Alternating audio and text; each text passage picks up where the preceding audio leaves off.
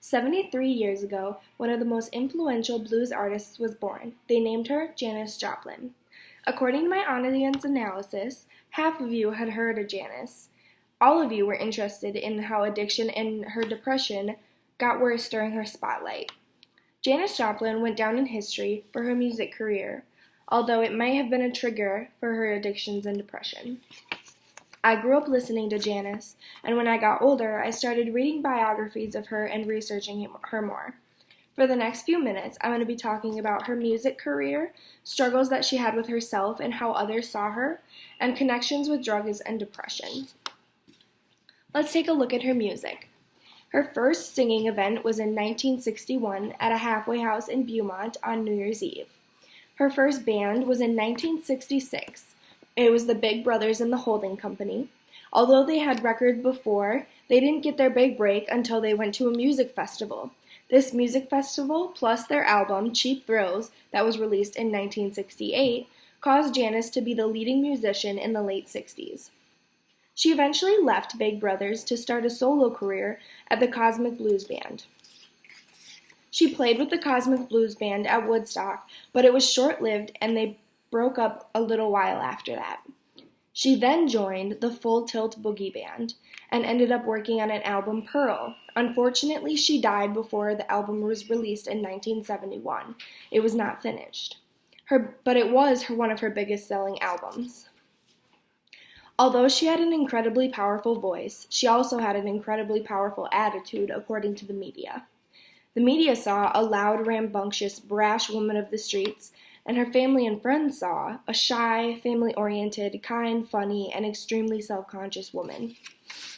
Janis thought of herself that she struggled with her looks because she was bullied in high school for them. She had very low self-confidence.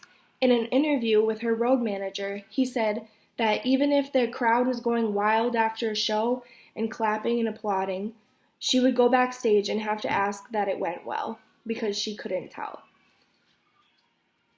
A quote from her that really proves how lonely of a person she actually was is, "On stage, I make love to 25,000 different people. Then I go home alone." Janis struggled with addiction. Her drugs started in 1963 when she first started singing publicly. People used to call her a speed freak and an occasional heroin user. The addiction started getting worse when she tried becoming a solo artist with the Cosmic Blues Band.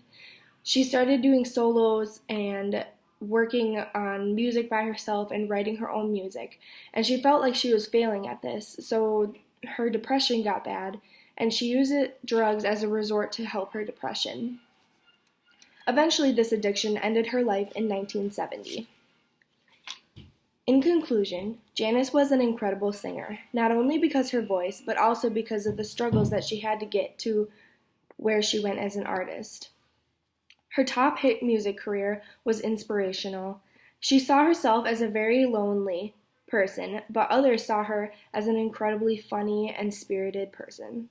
Her drug addiction was hard, and it got worse when the spotlight got directly onto her. As she was in the solo career, it was bad. When she was working with other people, it was okay. And then she ended up losing her life. I'd like to finish with another quote from Janis.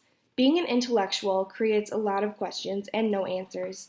You can fill your life up with ideas and still go home lonely. All you really have, all that really matters, are feelings. That's what music is to me." Thank you.